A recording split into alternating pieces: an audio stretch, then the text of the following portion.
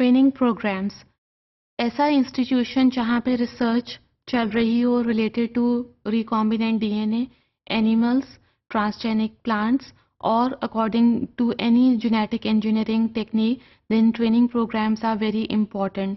Training programs की वहाँ पे भी ज़रूरत पड़ती है जहाँ पे लेबॉर्ट्रीज इन्फेक्शियस मटेरियल के साथ डील कर रही हैं. Either it can be tuberculosis or any other dangerous virus such as Ebola virus. Now training programs are should be conducted in the institution or in the laboratories. This all depends upon the funds available within the institution or within the laboratories. जितनी आप training programmes introduce कराएंगे उतने ही workers जो हैं वो motivate होंगे. Now training program is done by the biosafety officers with the lab in combination with the lab officers or other resource persons that have a background of biochemistry, microbiology, basic medical sciences, or they can be veterinarian or medical officers. Now the effectiveness of training programs include the management commitment, then motivational factors. इन training programs में उन लोगों को शामिल किया जाता है जो कि जॉब में फर्स्ट टाइम हायर हुए हैं ताकि उन्हें बायोसेफ्टी रूल्स और रेगुलेशंस बताए जाएं. इसके अलावा टेक्निक्स का एक्सपर्टीज बनाया जाए. Now training programs are also introduce to for the good communication between the individuals working within the lab, or they can communicate well with the clients, with the patients, and even outside the laboratories. So communication skills are very important part of this training program. Then the organization must have certain goals and objectives. अगर वो training programs workers को करा रहे हैं तो ऐसे इस case में इंस्टीट्यूशन के अपने फंड्स लगे होते हैं.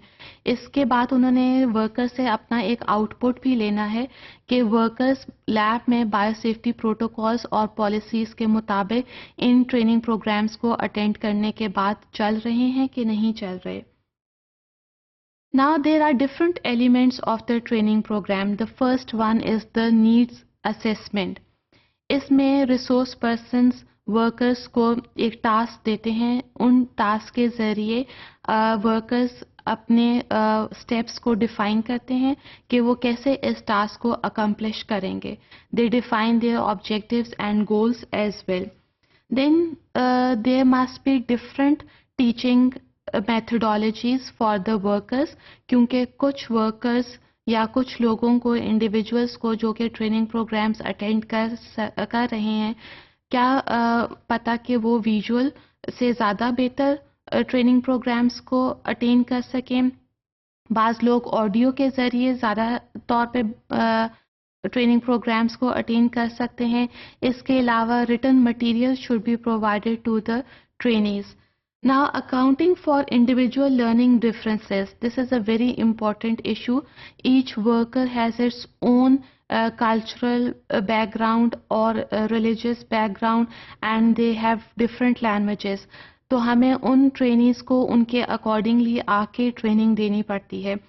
इसके अलावा हमने स्टूडेंट ट्रेनीज़ या वर्कर्स के बिहेवियर और एटीट्यूड्स को मद्देनज़र रखते हुए भी ट्रेनिंग्स करनी है ताकि स्पेसिफाई लर्निंग ऑब्जेक्टिव्स डिफाइन हो जाएं और हम वर्कर्स या ट्रेनीज़ को प्रॉपरली ट्रेन कर सकें and after that they can work in group.